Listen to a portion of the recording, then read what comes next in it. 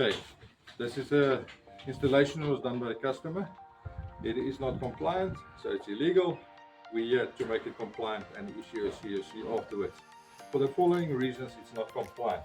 If you have a look, it's an orange hose going through there. You can see, just by limited sunlight here, check the difference in the coloring. This gets brittle and then it breaks. It's underneath a window. We're closer than 2 meters from a drain. And we've got a power box here. We need to be 3 meters away from this. What is going to move? We're going to replace the pipe there. We're going to come out and the cylinder is going to be placed over here with the proper regulators, pigtails, and a COC will be issued for the installation when we're done.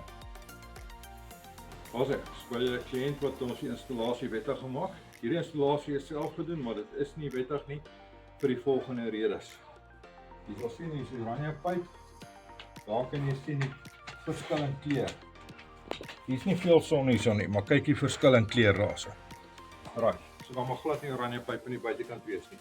Hy's reg onder 'n venster. Ons is nader as 2 meter aan die drain hierso. En dan het ons die elektriese boksie so ook. So wat ons gaan doen is, ons gaan ons pyp deurvat, deur die kas na die hok toe aan die binnekant. Dan gaan ons hierdie kant toe kom en die gas gaan hier geïnstalleer word.